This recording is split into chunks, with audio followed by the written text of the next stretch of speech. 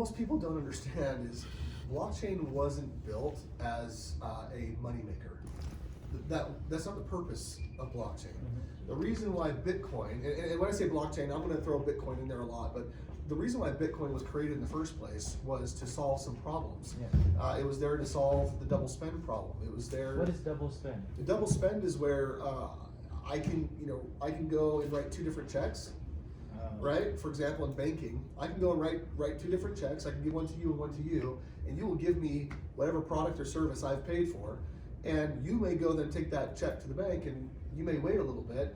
Yours will cash and yours won't, but I got the services for both.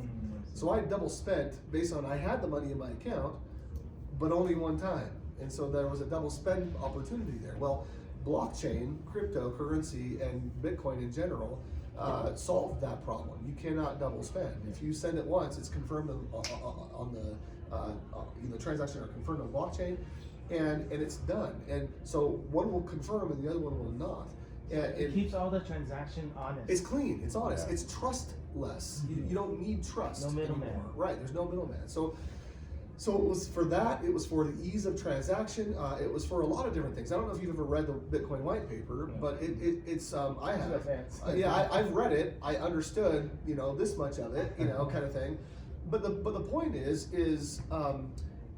when you start to understand the foundations of blockchain technology, the foundations of Bitcoin and other cryptocurrencies, it goes way beyond just an exchange of value. That's actually a really cool after effect, but that's not the reason or purpose for it. Most companies that have come up, and most of those companies that have come up and risen really, really fast are now gone, right? And so you're saying is that Bitcoin and cryptocurrency is not just a type of digital currency. It's just one. That is one small aspect. And it's not even the most important one. Really, it's all about Bitcoin was about transactions and allowing this international kind of get together, and for people to own their own finances. Like right now, no matter what bank I use, my bank owns my finances, right? For the most part, meaning if I want to go and send a wire from that bank, they're going to ask me, well, who are you sending it to, and why? Is this a free? They'll take me through this whole questionnaire. It's getting more difficult. It's getting more and more difficult, which means I don't really own it. If it's in the bank, they have a say, right? If it's in Bitcoin, I own it. Or if it's in any other cryptocurrency, I own it. It's mine.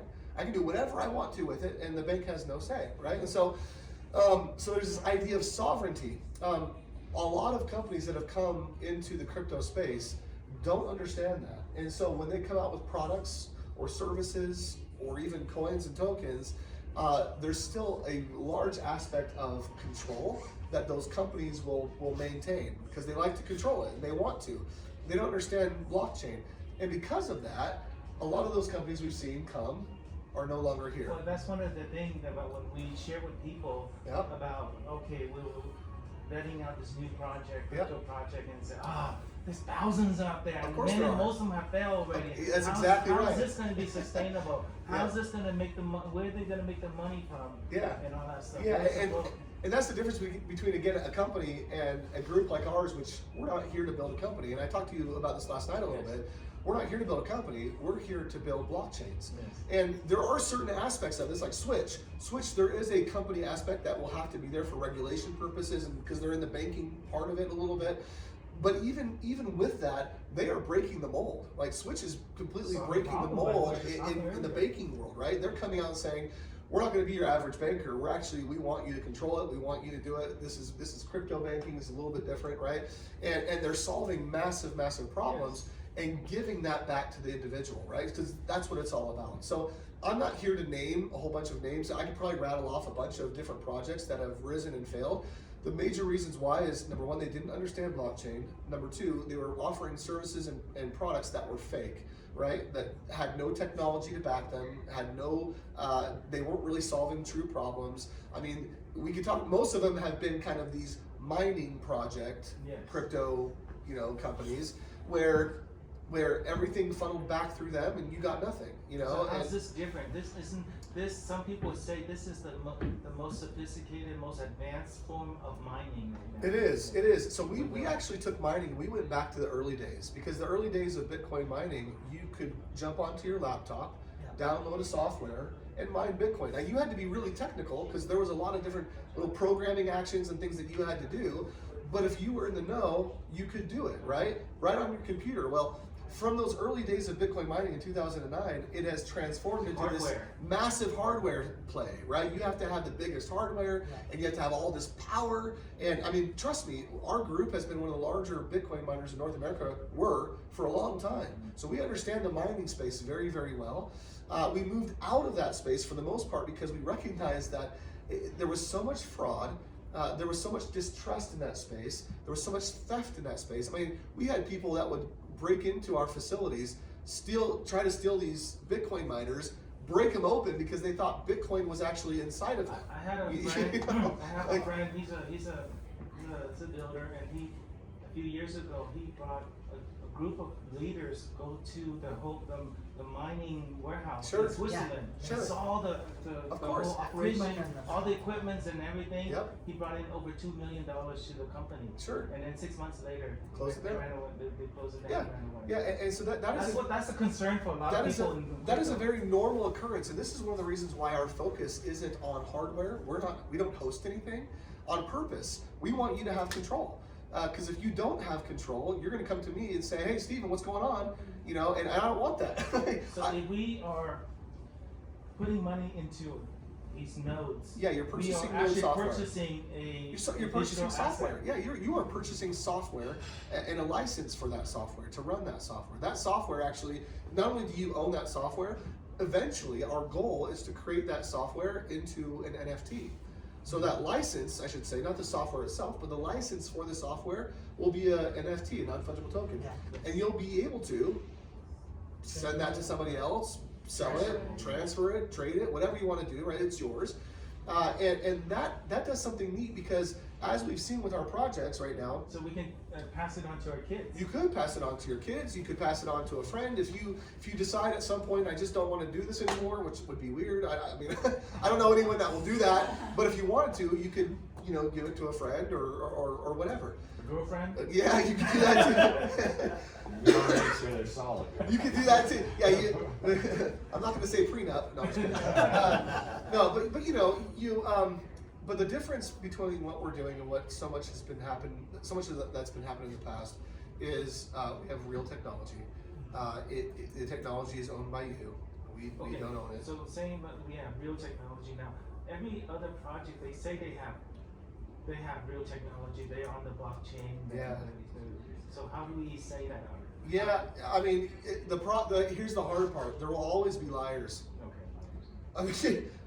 We had some of those bigger companies several years ago come to us, and they basically said, they were selling a ton, and I'm not going to name names, but they were selling a ton of stuff, contracts for mining and all sorts of things. And they came to us because we're one of the dinosaurs in the blockchain space, which is crazy. We've only been in this space for 5 or 6 years, something like that. But we're still here, which is rare. Most of those are gone. We're here, and anyway, some of those companies came to us and they said, "Hey, we've been selling all this different stuff, but we don't really have the back end support for it yet. Can you guys be our back end support?" And when we dove into what they were doing and how they were selling things, we realized they were lying to people. And we're like, "No, sorry." And they offered us a lot of money. We had one group offer us like $100 million for a small piece of our technology. Oh, wow. And we said no. And anyway, so you can't, everyone wants proof. And the hard part about it in this space is it's hard to prove a lot of things. It's hard to do any of that. What is provable is our app technology is non-custodial.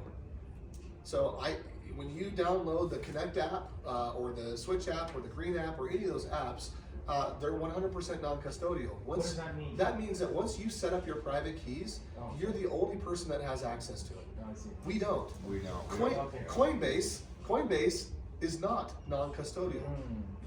When you set up your Coinbase app or wallet or whatever, they have access to it essentially. And, you know, they can reset your passwords and do all sorts of different things. And the resetting the password doesn't really matter, but they have access. If they really wanted to, they could go in and send all your information to IRS and whoever else you know they want to, because they have access to it. We don't. It's yours. Your wallet is your wallet or your app, and it's non-custodial. So that is our focus is being more decentralized. Absolutely. Decentralized ownership. That's always been the focus for us. And just to be clear, there are obviously aspects of everything that we're doing right now that has to start off with a core group of people, right? And decentralization doesn't happen all at once, right? And so we have over the last several years been working to go further and further and further down that road of decentralization. None of us want to own or have ownership in the company. Our ownership comes as we purchase nodes. That's what we were kind of talking about last night. And so it's interesting because we were doing that math yesterday, and Stephen, you said you have 7 kids, and we were dividing how many nodes you have by each kid. That's right. You need to get more. I do. And I'm working on that. And so, yeah, that's the neat thing about it is every time we launch a new project, we all of us that are internal here, that are working on these projects, we all jump in and buy as many nodes as we can. Because we know that's where the truth of all of what we're doing is. It's in the I think that's nodes. the proof too. I mean, if we were all working here and none of us were buying nodes. If we were all getting nodes for free or something, which we're not, you know, it's like which we're not getting it for free, and we're all And not only buying that, it. you share that you're getting it at the same price we are getting. we are, yeah. They're the same, right? Yeah. So that's good. And so what's great is, you know, I have my family and friends have all bought nodes, and it's not like, and that comes to my point of what makes us a little bit different is you look at the people that are involved here, and they're not quitters, number one, because they've been going at it for. Dinosaur, right? Yeah, he's a dinosaur. He really. I mean, look at this guy. I'm so old.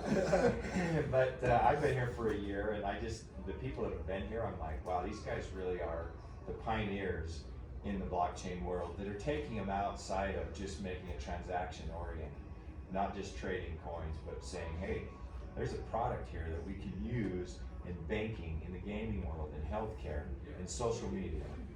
There's something that's tangible here that we can use. I think I heard somebody said that our project is creating nodes with purpose, right? Yeah, it's Every node has a blockchain with purpose. Blockchain I mean, with because purpose. if you look at you know if you go onto CoinMarketCap or CoinGecko or any of those types of resources, and you start looking at projects, there are thousands of blockchain projects right now. Most of them are they're Bitcoin. They're no different. You know, they're trying to make a name for themselves. And when I say they're Bitcoin, they're trying to copy Bitcoin, right? They're trying to just be some exchange of value, right? And so that's what they're doing. And there's no real utility. Some do, but most don't. And so you want to, you know, with each of our projects, they each have a purpose. There's Each trying to solve a problem. They're each solving